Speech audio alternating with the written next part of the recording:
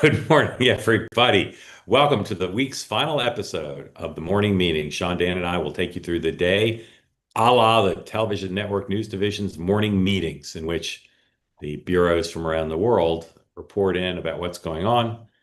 As during the Cold War, we almost always start with the president's schedule. We'll do that in just a moment. After that, we'll kick things around, and then we'd love your participation. If you're here on the two-way platform, please raise your hand. If you're in the YouTube or you're in the X thing, don't put smack in the chat. That's all I have to say about that, because peace, love, and understanding is what we are all about. Gentlemen, good morning. Let's get right to the schedule. And I have a bunch of elements to show you on what remains our top story, which is the prospect of America joining Israel in a kinetic action against Iran. The president today, 11 o'clock on his schedule, a national security briefing, closed press. We didn't hear from him yesterday, except on the social medias. And then he heads to Bedminster. He's got a MAGA Inc. dinner tonight at Bedminster in the middle of the beautiful New Jersey countryside. Don't know what the vice president's doing today. And there's not much on the schedule, I have to say. Congress is out, and we do have activity in Geneva. Let's show that, Paul, if we could. Already seen arrivals from the foreign ministers of some big European powers and the Iranian foreign minister. Here's the arrival of the German minister, I believe. Am I correct about that? I think so. Yes. And the Security Council is in at 10, right as we go off the air. Emergency meeting on Iran. And then at 3 o'clock, they're meeting on Russia, Ukraine. I'm sure they'll get a lot done there.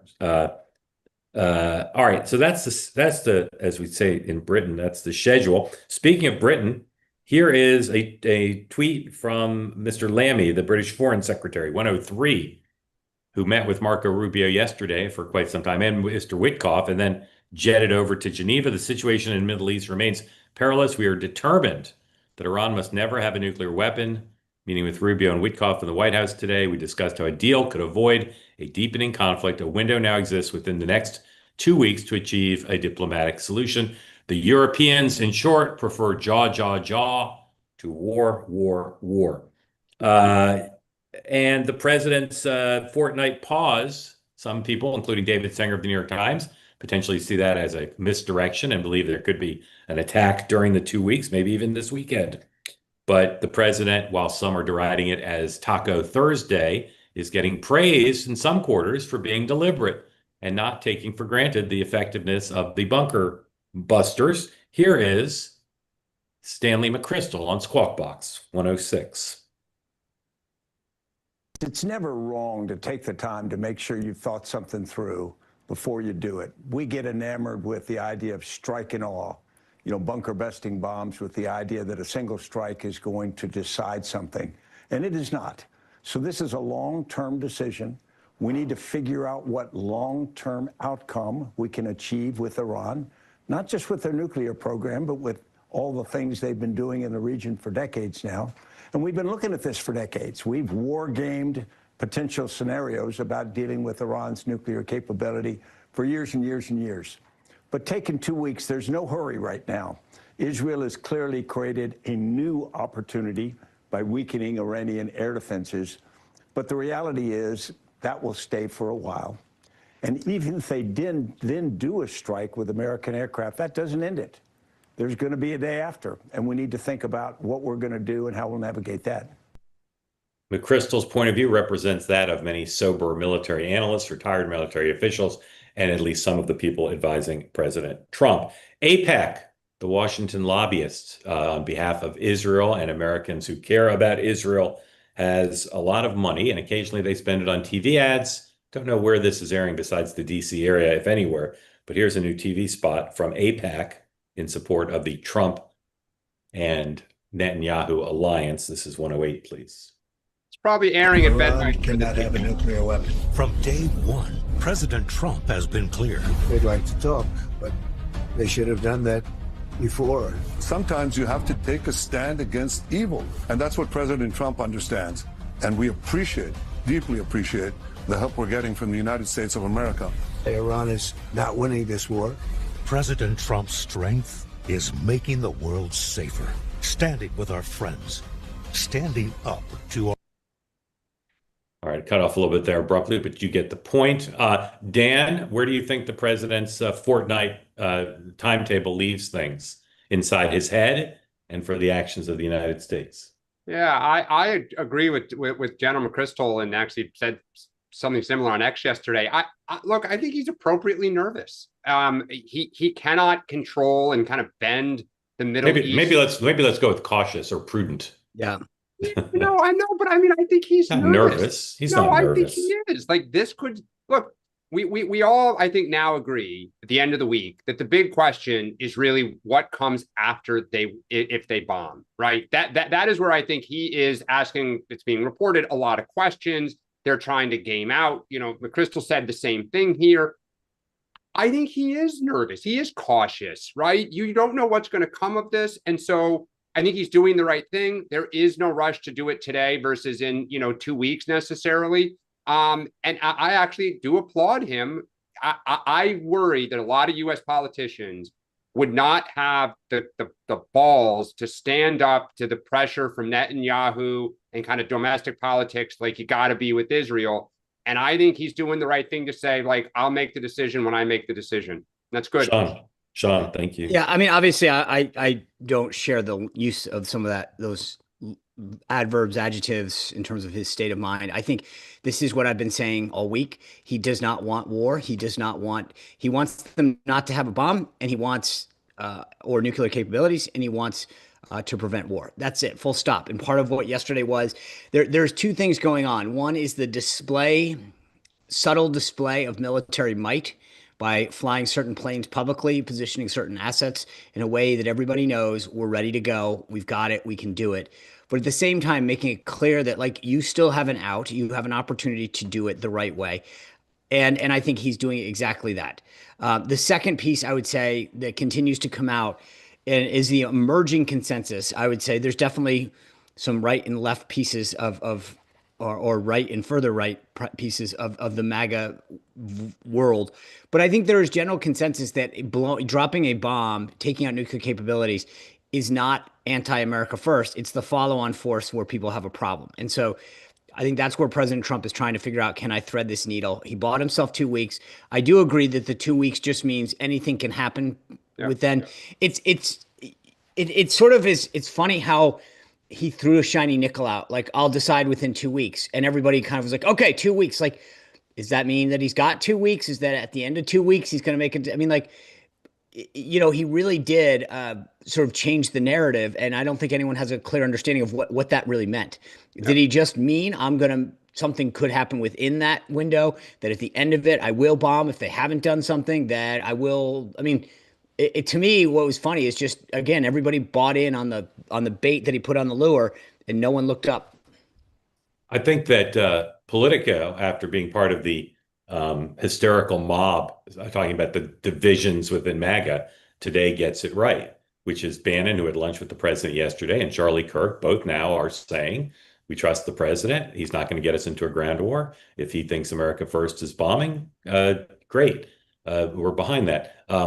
Thanks to many of you who pointed out that because of my obsession with 1980s rock, I've been saying B-52s on this program. The B-2s, there's the question of whether they will actually work. And we talked yesterday about the flight time.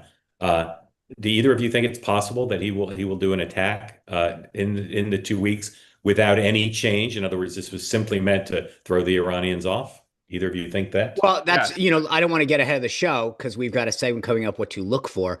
But I will say, if Iran missteps at all in these 2 weeks, then those planes are airborne, baby. Oh, okay. I think it's very possible. And somebody on 2-Way Tonight last night said, maybe watch for when the markets close and do it over the weekend to try to see if you can contain the fallout in oil prices and everything else. Right. The other thing that's going on is that there's less focus on what Israel's actually accomplishing on the ground. You recall that in the early days, 4 days ago, they were giving regular readouts about what they were destroying and who they were killing. And there's much less of that. And part of that is because the media is now focused on the bright, shiny object that the president's thrown at. So, Sean, Where would you think, or where do you know Bibi's head is at in terms of the 2 week pause? Is that something that's troubling the Israelis or no? Yeah, I mean, I think he's just like, okay, 2 weeks is up, 2 weeks is up. Like he was that I don't think that went over well with him at all. And I think he's going to literally, he's noted that he talks to the president every day. I think he's just going to keep trying to throw uh, ammunition and say, guess what? They did this, or this is the perfect time, or hey, what are you doing tomorrow at noon? That's a perfect time to order a strike. Like he's just going to keep peppering him. This was not what he wanted to see. All right, Dan, I want your analysis of the body language, word choice, and tone of the Israeli finance minister, economic minister, appearing this morning on Squawk Box 105. Says that he needs 2 weeks to decide what to do and to maybe sort of pursue some kind of diplomatic resolution to this. What's your position? Does that we help understand you? the end game. Well, eventually, we will not stop this war until we are sure they do not have those capabilities. Because if they have those capabilities, they demonstrated that they will use them. If the proxies work, they used them in October 7. We cannot allow that again. They used hundreds of ballistic missiles targeting at Israel, and unfortunately we saw where also Israeli citizens have been, innocent civilians have been killed. You saw the attack on the hospital today. And we want to make sure that they never have nukes. We believe them, that they mean to use those nukes to eliminate Israel. We will not let that happen. So regardless if the U.S. joins us, and we'd of course be very happy to, but that's President Trump's decision to make. We are committed to the same, to the goals eventually. We have no choice but to make sure they don't have those capabilities. Dan, thoughts on that? Well, I think he had a little bit of irritation in his voice, I thought. And I think to Sean's point, Bibi is going to keep flattering Trump. Like I think, Mark, you've said he's one of the great, U.S. political strategists that there is. He understands to talk about Trump's strength, how great he is, what a wonderful partner, what a great world leader he is. So he's really trying to butter Trump up. The fact that they're running these ads, presumably it's on Fox News. I'm sure it'll be in the Bedminster area here this weekend. And when he speaks to the cameras, Bibi keeps flattering him. But in that, I think Sean's right. I'm sure Israel, if it was up to them, this would have been done yesterday. And I think Israel will not accept a peace deal that keeps the regime in place and some sort of like you move the nuclear material to another country and then you bring it back for peaceful domestic energy consumption. Israel won't trust that for 30 seconds. So, I mean, on some level, whatever Trump does, I think Israel's going to keep their foot on the gas. See, that's to me the third option, or the second or third option, depending on, which is that at some point Israel says, Mr. President, I get you want more time. We don't have more time. We want to go and do whatever they want to do. And basically just try to get a green light for them to take action, whatever that looks like. But I think that's the one other thing that at some point Netanyahu is going to say, we've waited for you to make a decision. I respect that. I hope you join us, but we're going on Friday or Saturday. Two more things on this, and then we're going to move to other topics, but please raise your hand if you want to get in on this shortly. One is, as I've told you before, my former editor, Michael Duffy at Time Magazine, told me you got to sell every good piece of content at least 3 times. I've got a piece coming out later today about the Bibi-Trump relationship, and one line from it, I'm going to paraphrase my own work, is Bibi is as fluent in Trump psychology as he is in English. And he totally gets it. His English is very good, by the way, just in case you didn't get that. And the other thing is mixed messages from senior Israeli officials. The president of Israel said yesterday, we're not into regime change. And I think it was the defense minister who said, oh, yeah, regime change is on the table. So I think the Israelis are purposely being opaque there. All right, guys, we're going to do rapid round. The way the news works, every story I'm going to ask you about has within the last 90 days, maybe 30 days, been the biggest story on the planet, or at least in the United States. And I just want your one sentence, either where you think we are or where we think we're going on this. What are you looking for in this area? What's the thing people should be focused on? Here we go. Dan, Russia, Ukraine. Where are we? Where are we going? Russia's going to take all of Ukraine by the end of the year. That's a pretty big one. All right, Sean, where are we? Russia, Ukraine. Who? Who?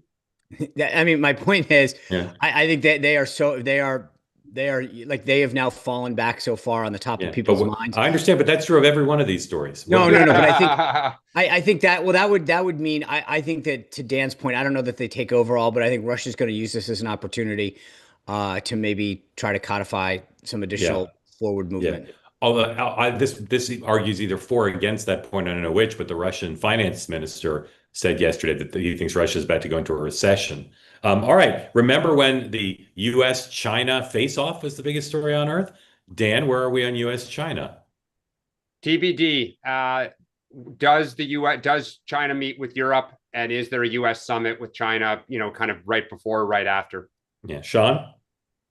Yeah, I think that this is in a lull. I think that it'll revive itself shortly. There's definitely a need.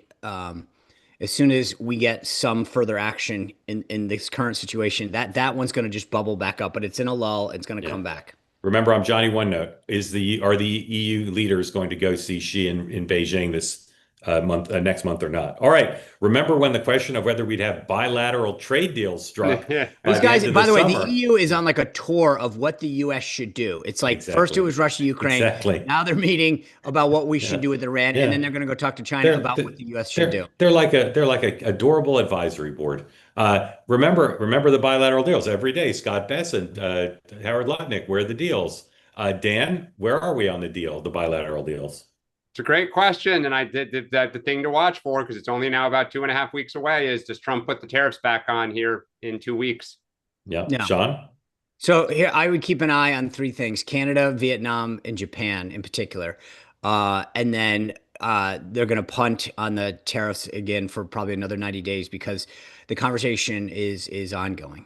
You practically told us that those 3 countries' deals were going to be done a couple of weeks ago, and then I'm sorry. Yeah, I forgot there was a small attack in. Yeah. Okay. All right. Remember, again, don't think back that long ago. The deportation raids in Southern California and the curfew and everything else. The court yesterday ruled, the Court of Appeals, rare that the Ninth Circuit in our modern history has ruled in favor of a Republican, but they ruled unanimously that the president's National Guard moves were, as BB and I would say, kosher. Dan, there you go. Trump can command National Guard.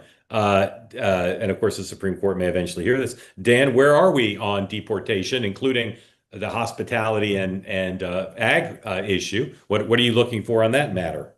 There is, as a Democrat, it's too bad. And this is just speaking politically about what's happening in the Middle East, because this issue is getting really messy for Republicans. There is tension within ICE. There is tension within the White House. Bigly. There's tension within ICE, the White House, and GOP Congress. I will save the rest for winners, losers, and what to watch for. Ooh, adorable. Also, Sean, where are we on deportation? That is a tease, Sean. I think we're actually. I would disagree. I think we're actually getting it kind of sequentially right now, which is there was this obviously move to save some of the hospitality type industry, and then there was a backlash on that. I think it's back in the natural order of where it has to be, meaning the president's going after criminals, big blue cities, right? And then at the bottom, eventually, these other folks. And the point being is they'll never get to him. Therefore, he gets to say that he's going after everyone. It'll never happen. So it's a wink and a nod saying, hey, guys, in those industries, chill. We just know that I won't be president when we get to them. Couldn't agree more. That's 100% correct, and haven't heard anybody say it quite that well. So thank you for that. Caroline yesterday, in rhyming with what Sean just said, talked about criminals. All right.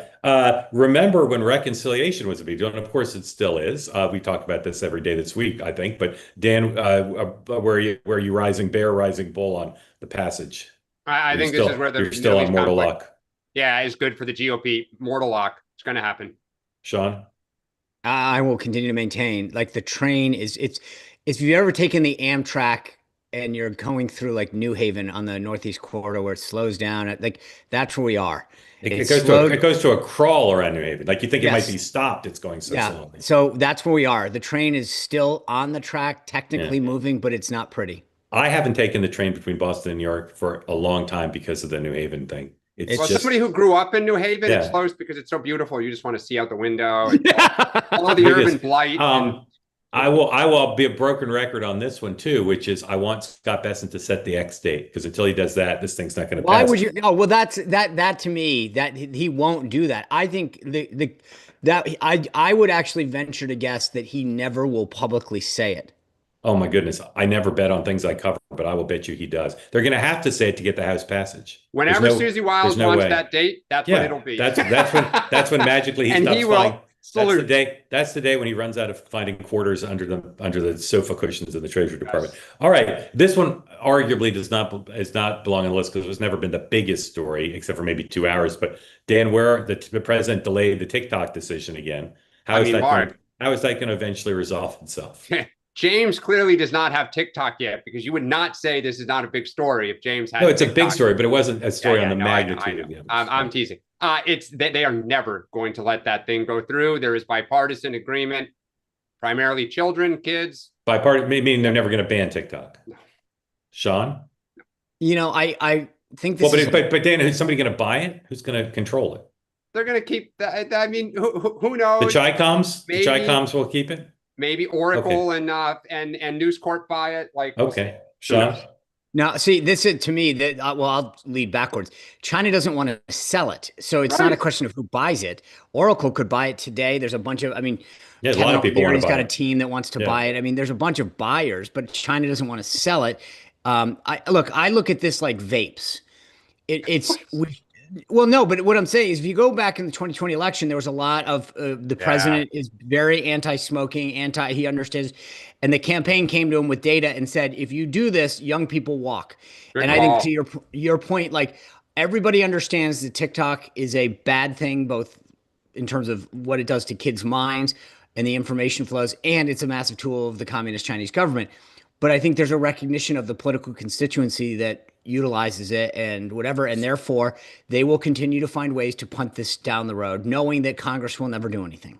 Same with pot and the president and pot. All right, ladies and gentlemen, those of you interested in who the Democrats will nominate for president in 2028 and see the giant vacuum, I'm here to tell you with a giant dollop of overstatement, we have found the nominee of the Democratic Party in 2028 via a Washington Post story, which I don't even think references the presidential campaign. Here's a headline. This is 109. Washington Post story about three pals. Okay. These are three Democratic politicians who all got involved when Donald Trump was president. Mikey Sherrill, who's going to be the governor of New Jersey, almost certainly. Abigail Spanberger, who's going to be the governor of Virginia, almost certainly. No. Almost certainly. Formally object. I formally object. And Alyssa Slotkin, who is now Senator from Michigan. By the way, just technical point. Noah, Paul, somebody please clip this moment right now. Put it in the morning meeting archive to come out in the. Sean, your nominee is not as good a candidate as the Democrat. I don't care how good or not good, but I'm just telling you. We'll see. Anyway, Virginia is a purple state, and they have a Republican governor now, so I think it'll be her. In any event, the Washington Post story talks about what pals they are. They all have pre-electoral politics, national security experience at the CIA or in the military. They're all whip smart, and the donors will love them. And so when I floated this morning in my newsletter the possibility that one of these three women would be the nominee, I got an email from a Democratic donor who said this. When I said that donors would swoon over them, this person's partial to soon-to-be Governor Sherrill. I would be one of those swooning donors that you mentioned. A moderate with her resume would be formidable. I've hired a lot of Naval Academy graduates, and each one performed magnificently. Sean, do you find those trio of women to be formidable as potential nominees for the Democratic Party? They're all intriguing. I mean, they've got great resumes. I think Slotkin's still young and has a lot. I mean, I've watched her. She did that back and forth with Hegseth in the hearing the other day. Yeah. She's got a great. We've talked about this before, like the difference between good paper and good practice, and I think a lot of them good on paper. They need some time in the batting cages to take some swings. I think there's a lot of potential there. I don't know that they can get there in time for 2028 though. And by the way, I mean, so like, look, I do. It's not a question of the how Winsome's campaign is going, I do think that the trend in Virginia, there's a bunch of things at play, but I don't see how Abigail Spanberger could win and then turn around and run. Well, she's term limited for one thing. Look, I'm not sure that Doug Wilder did it back in the day, yeah, right? exactly. I'm overstating the case, of course, but I think one of them could well be on the ticket, maybe the bottom of the ticket. Oh, But that's a whole nother. Yeah, but I don't. Dan, all three of them, we all know people in politics who are not impressive, not intellectual heavyweights, not serious people. These are three serious people, all of whom are also charismatic and whip smart about politics as well. Yeah, I mean, look, I like all three of these people. I worked with them here and there when I ran government relations for a company, spent time with them. I am very impressed. I thought Elise Slotkin did great in the State of the Union or whatever that was, the president's address when she did the response. I think all things considered, she did very well. She is talking about taking on the base and like they kind of lost it. She's very public about that. I happen to know somebody who is a senior advisor to one of these three. I will not name them. And I know that at least one of them is thinking very seriously about if they were to win, they would run. They are going to look at running for president.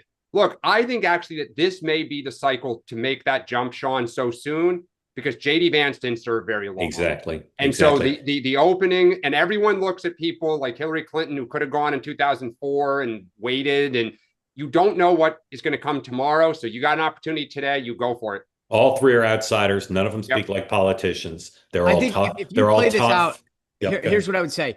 If you just not to get too down the weeds in Virginia, but I think to me, Spanberger would be the one that would rise to the top of that list. Because she's got the cred, she's served in Congress, she'll technically be a governor. So she would have to ensure that they won the lieutenant governor's race, and the Democrats just appointed a nut job as their nominee. So I think they'd have to win she wouldn't leave the seat because then Democrats would freak out that she was going to hand the governorship over to a Republican. You think they'd freak out about J.D. Vance or the lieutenant governor of Virginia? No, I mean, but if she were to run, I think that Democrats would hit her in the primary and say, "You're going to turn it over to John." Why do you say she's Why do you say she's the strongest of the three? I think she may be the weakest of the three. I only say that because I think you'd have the credibility of being a chief executive out of the gate and saying, "I run a state." Well, but so will Cheryl. I think Cheryl's the strongest of the three. And I think she may try to have some corruption headlines of fellow Democrats to show that she's come in, she's cleaning up Trenton, the places that you know what show. Yeah. And I'll tell you, she easily won a very contested primary with some serious candidates in the Yeah, absolutely. Showed a lot of political chops to do that. And the New York media market will love her. Yeah. Well, look, I think going back to the proving ground point, Slotkin's obviously out of cycle, but the two gubernatorial candidates, how they run their campaign. I mean, at best, Citarelli will run a good campaign in Virginia with money. And so the question is, how does she handle attacks? How does she do raising money? Totally. And so we'll see. She'll raise a lot of money. We're watching spring training. We will. And again, Sean has said twice now, he's absolutely right. We got to see them do it. It's easy to look attractive, but I will tell you again, they are such serious people, like substantive serious people, and that people can say, "What does it matter in the age of Twitter and TikTok?" It matters. It matters with donors. It matters with elected officials, and it matters with voters. It matters. All right, one more thing. Hold on one sec, Sean. Can I just ask you a quick question? I know we need to hop. If you're at the RNC and you have Oppo, do you try to rough her up in her New Jersey gubernatorial? Oh my God, yes. No. Or you never don't take the shot. Oh my God, yes. Oh my God. Always take the shot. Always. One of the biggest mistakes in presidential politics in my career was the failure of Democrats to stop Bush in 98. George W. Yep. The failure to stop Bush in 98. Now, Gore went down to Texas and campaigned for Gary Moreau, who was the nominee, but it was massive. It was massive error to not. I can tell you a quick funny story that it's aged a little. So but I remember in the Missouri Senate race, there was a bunch of oppo that everyone had on Claire McCaskill. And they were wondering whether they wanted to wait and hold it because it would blow her out of the water. And then Todd Aiken stepped in it. And it was sort of like you couldn't recover at that point. So whenever you have the shot, you take it.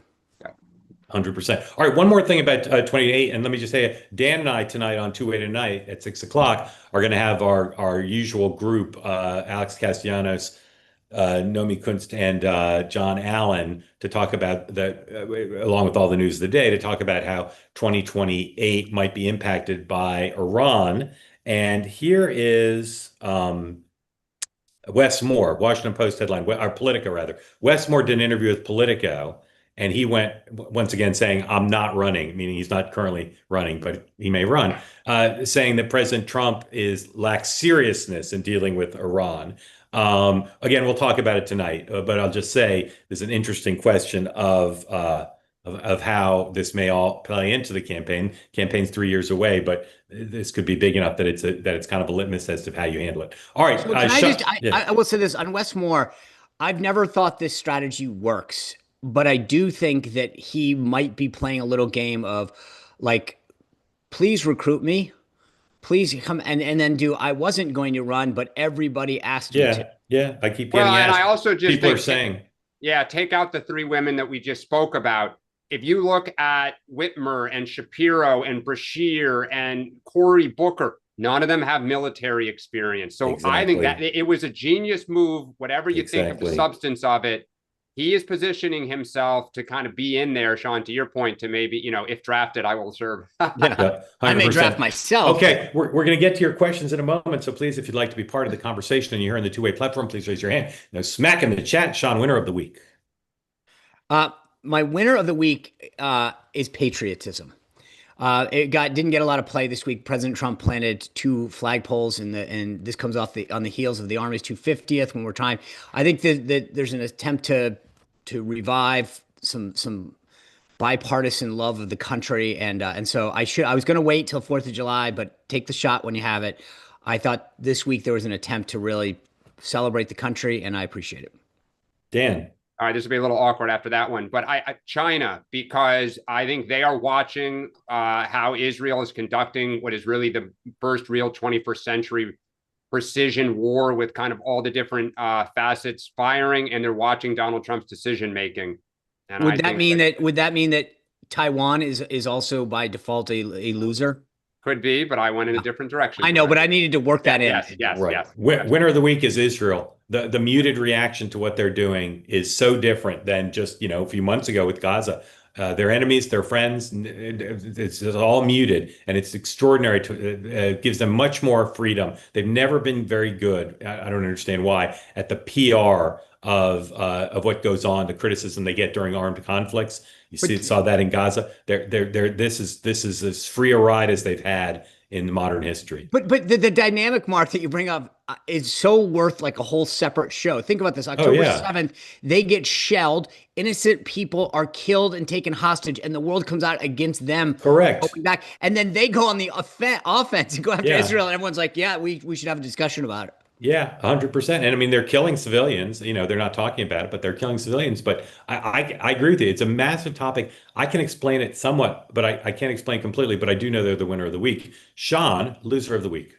It was a tough week for that. I had Jim Acosta earlier in the week from some comments he made. Yesterday, the LA Dodgers came in very strong for a potential winner of the week or loser of the week. I know they were going to win the loser of the week. But overall, based on the week that they've had, I got to give Democrats the loser of the week. They have failed to get a comprehensive strategy, whether it's the turmoil at the DNC, the muted response of Chuck Schumer, the ability not to actually attend a hearing where they could have gone on the offense. Like, they are literally rudderless, and they don't have anyone to actually put their hand on the tiller anymore. It's not even that the leaders are bad. I don't know who's possibly running the show anymore. Dan.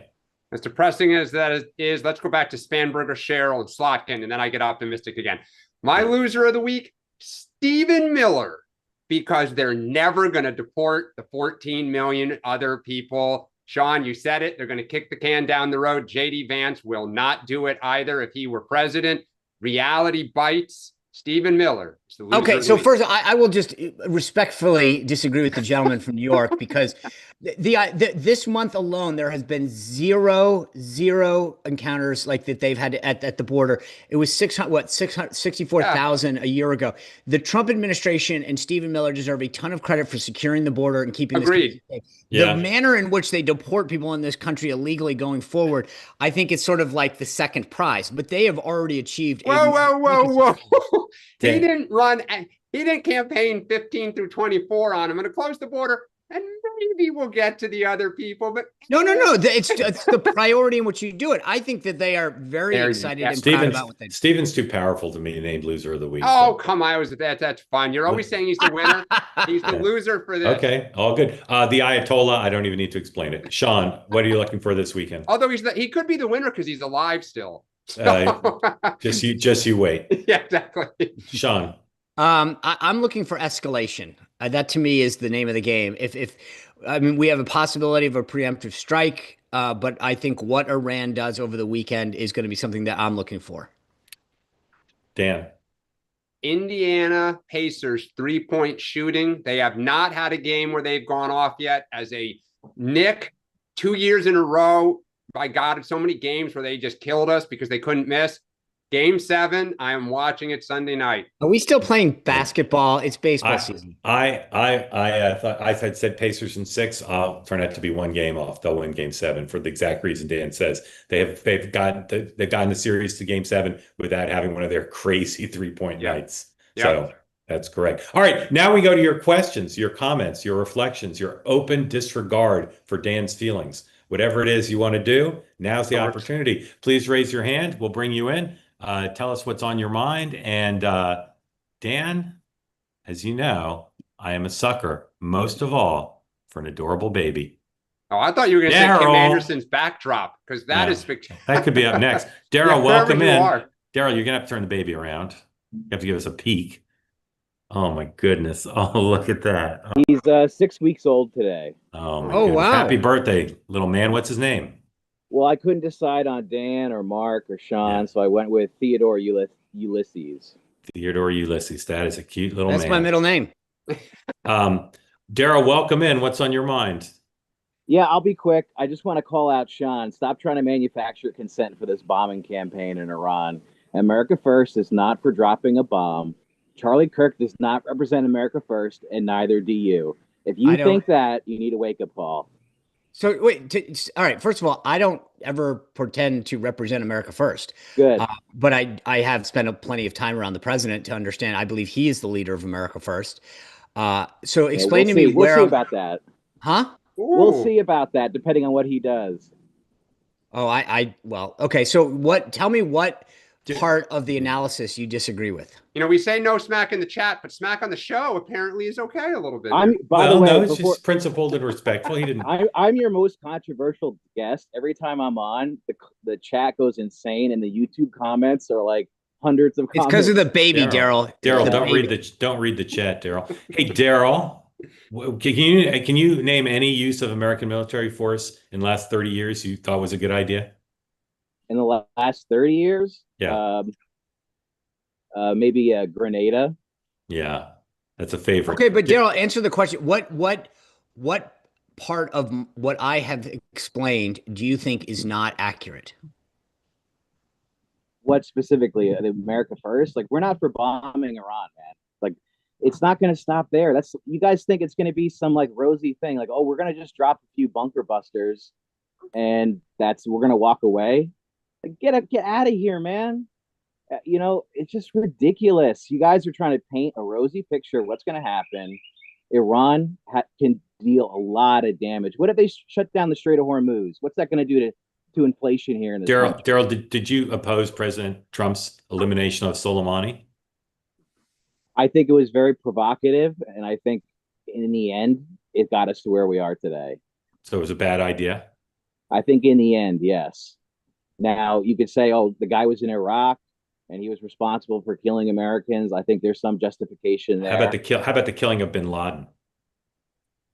Well, what we should have done, instead of invading Afghanistan, we should have just killed bin Laden. But Daryl, was it a good idea for the U.S. military to kill bin Laden? Yeah, absolutely. That was a good idea. Okay. Yeah. Okay. Daryl, come back on the 7-week anniversary, the 7-week birthday, please.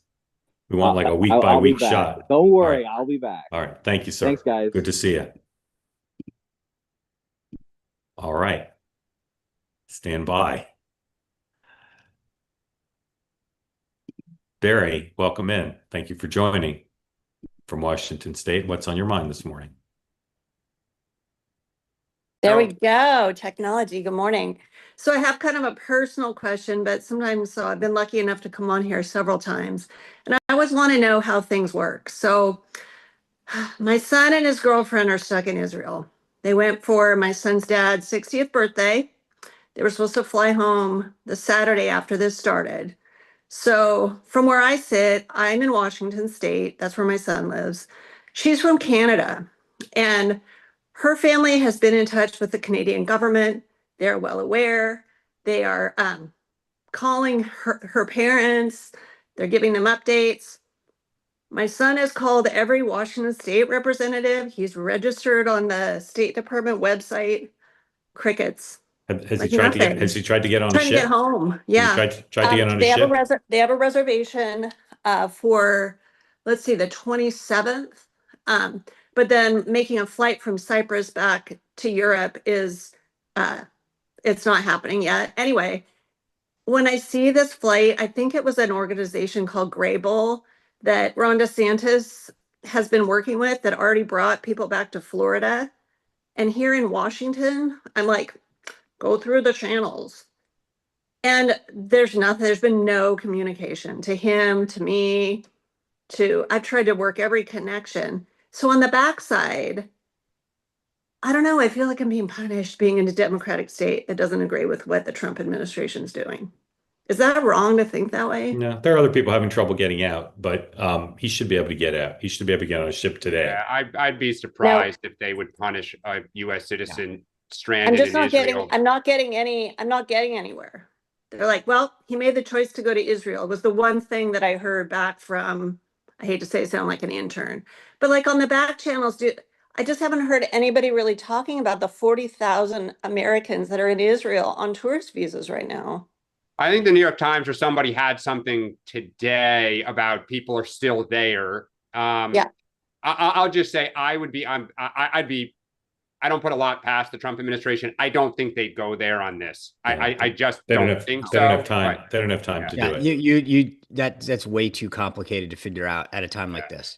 Yeah. So just out of curiosity, let's just real quick. By the way, it's almost treasonous. So yeah, I mean, but have you? So you've contacted the two Washington senators / members of Congress. Everyone. I've contacted everyone. Maria Cantwell's office. I've contacted Patty Murray's office. I've contacted Adam Smith's office. I have not gotten a phone call back. Okay, so again, here's what I would just say to you, just because this is important, and I'm not. There's two entities at play here. Like there's the State Department who could help, do. And there's not, I mean, there's a State Department warning, whatever, so that they should have most of that is handled by career folks, right? So this is agnostic, but from what you're describing, you have a bigger problem with your own representatives not getting back to you. So before we get to the Trump administration, the idea that Patty Murray and Maria Cantwell and Adam Smith are not getting back to you is Barry, are they getting back to you, or are they saying, Barry, if I were you, there's two things I would do if you're close enough. One is I would go to the district office of one of the senators. Yeah, that's where I'm going today because it was closed yesterday. For is there an Israeli consulate in Seattle? There is. I'd go there too. Yeah. Okay. I would physically go. That's what I would do. I'd physically go to those two places. Well, he's an adult. He's in his 30s. I mean, he's working all the channels too. But when she's getting calls from the Canadian government, her parents are, she's not, on a daily basis checking on her, and I'm getting bupkis. It's just really infuriating. Barry, you and your son live in Washington? Yes. Okay, yeah, I just looked up. Neither of them are on the Senate Foreign Relations. Mark's right. Go into that office. That is what they're there for. Okay. Constituent service. And Barry, I'm gonna give you one more tip. Yeah.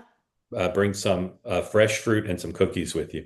Oh, I will. Yeah. Okay, keep us posted. Thank all you. right. Thanks. Good luck. Thanks everybody. Okay.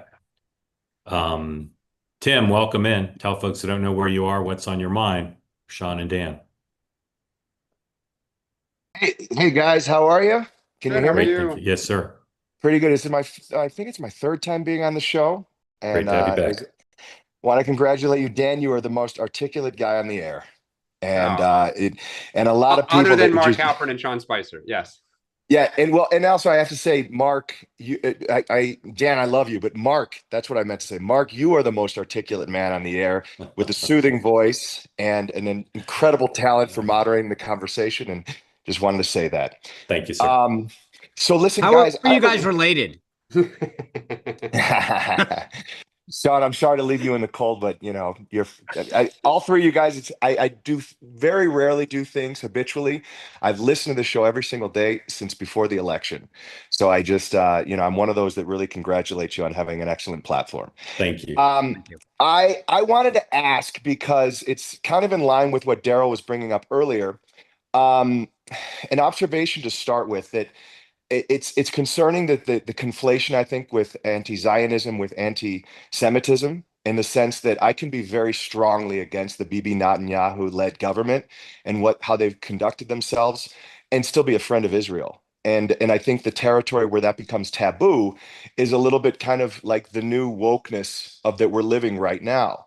That I think that a lot of people are maybe a little bit silent to speak out because they just don't agree with this government and the way that they've conducted themselves.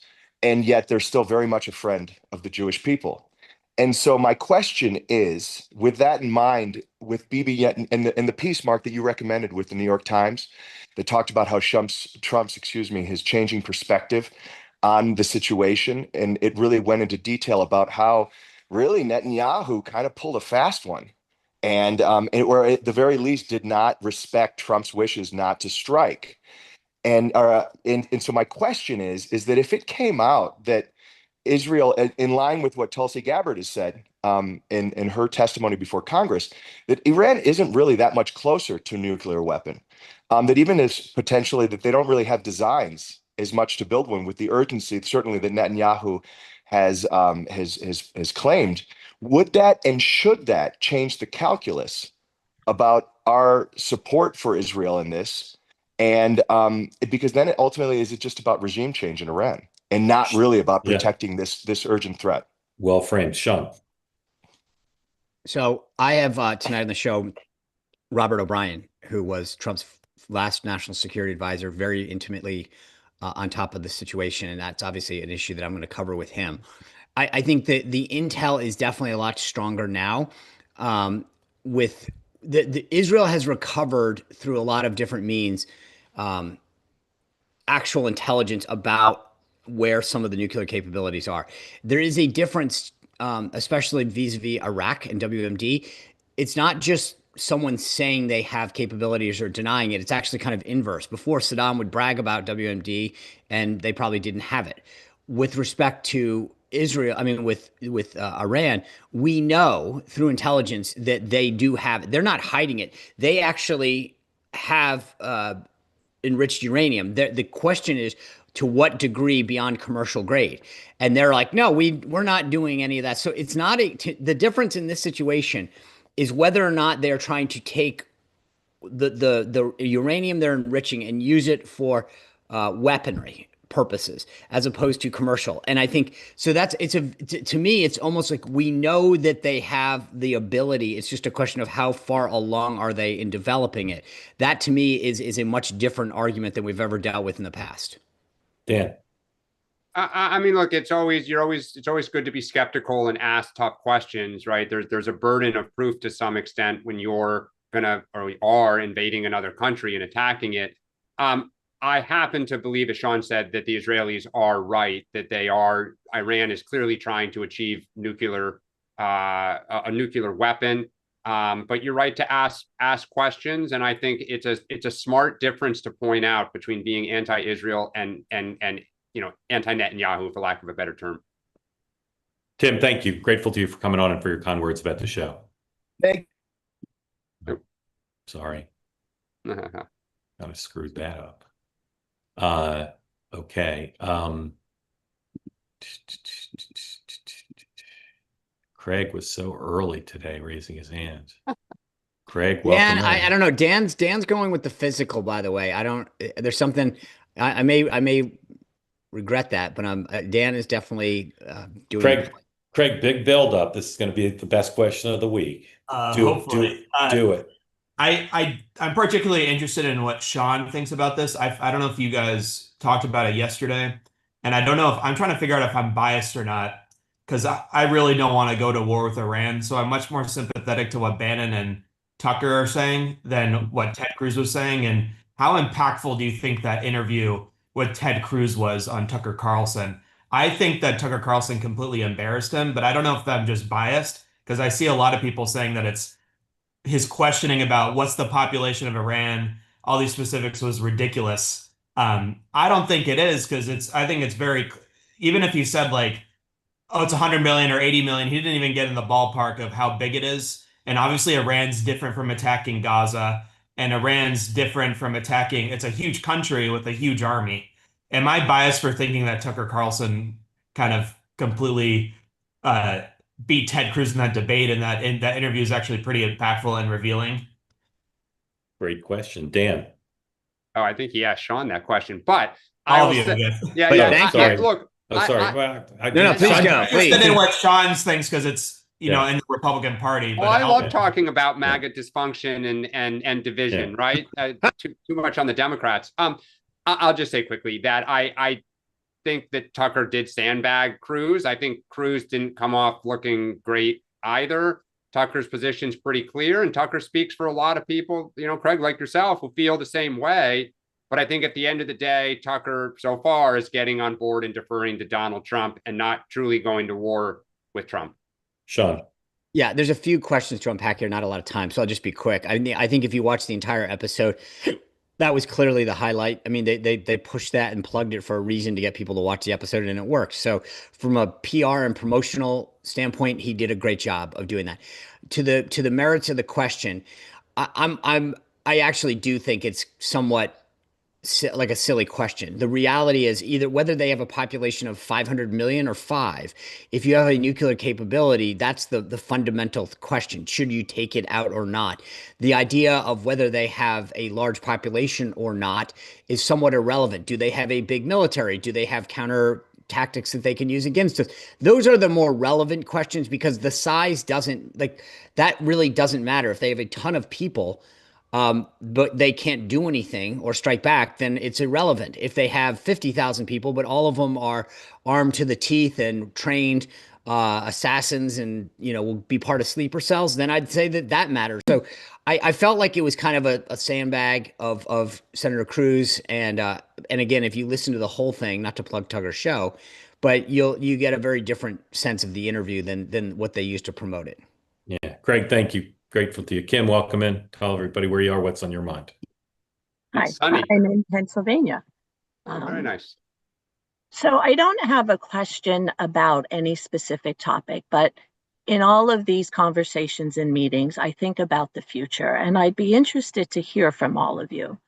What is the long-term impact, 5, 10, 15, 20 years, to what I would describe as the craziness of the last 15 years? Because it feels to me like, for me, Trump ascending into politics was more about, he touched on the ineffectiveness of Washington and the finger pointing and the do nothing. And whether you like him or not, you know, people voted for him because I do believe something needed to change. But as all of this is going on, and I listen to everyone, I feel like both parties, the extremists, are growing and becoming more vocal, which I don't think is good. You had a professor on the other night about political violence, and 25% of people support political violence or something. Like, that is like, oh my God. And we saw it in Minnesota. And I just wonder for the future, you know, Trump will be gone at some time. And the focus on, you know, the flooding the zone, and then the media responds to it, and Democrat, like, it's so frustrating, because I do believe the issue around Iran is really real, right? And there's a lot of discussion, and I feel like it is the one thing where Trump is thinking about it and understands the severity of it and the implications of it. And a strong leader ultimately makes a decision, and some people are going to like it and some aren't, right? And it just feels to me like when he's gone, and how is anything truly going to change in Washington, which is what concerns me the most, because I feel like Democrats right now, nothing Trump does, nothing about the Republicans is good. And the same with the Republicans. And listening to people like Richie Torres or Ro Khanna who talk about needing to compromise, which is part of life. And so I tell you, you've got to learn to find some common ground. Feels like it exists nowhere. So my concern, and not just for me, because I'm almost 60 years old, my life is at the end, but my kids and my grandkids, hopefully, what does that mean? And one of the most powerful things for me, Mark, was when you had on the person that did all the little video clips of new people coming into Washington. And listening and watching those, it's like, here are people who I believe want to do what's right. And are they just bound to become like what I feel like everybody in Washington has become? Just, we're in this camp and we're not forced to do anything because we're just going to point fingers, and this is where we are. And it impacts real people like us. Yeah. Every Kim, day. you speak for tens of millions, and I'll warn our affiliates we're going to run at least a little bit over because you've asked a very big question. We'll answer it in brief, but it's a theme we'll come back to. So thank you for all of that. Well said. Sean. Yeah, unfortunately, because of the time, I'll be brief and just say, unfortunately, I think that this is the system. You come to Washington, people, I want to do, everyone comes with the greatest intentions. But this is why I thought DOGE was so important. Every year, people talk about government waste and inefficiency, the debt, the deficit, and then do absolutely nothing, nada, whatever. And at some point, the chickens come home to roost. Like, we have big problems in this country. It didn't get any coverage this week. Medicare and Social Security report came out, 2 days ago, showing that the bankruptcy of both of those programs is even more imminent than it was a year ago. It's escalating. And yet we're sitting around, and Mark and I, we've talked about this. Politicians will say, I'm protecting Social Security. You're not protecting it. You're defending its bankruptcy, because that's what's happening right now. There are big issues that we're facing domestically.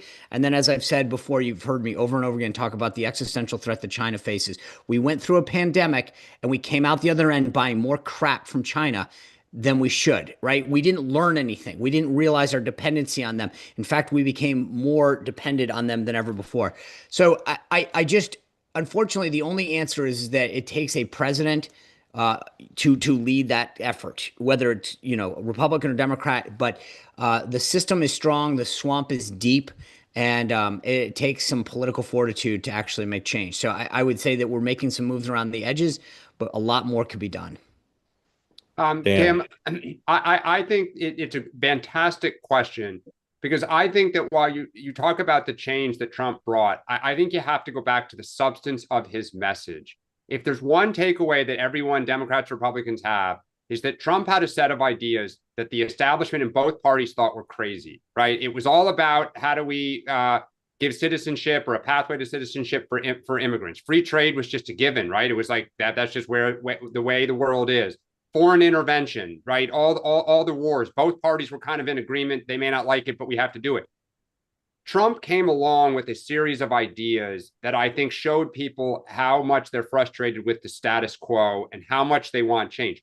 The style in which he operates, I don't think is really replicable, but because it's just him, it's authentically who he is. But I do think that how he communicates the expectations that you hear from your president on X throughout the day, not just a spokesperson or a cabinet secretary.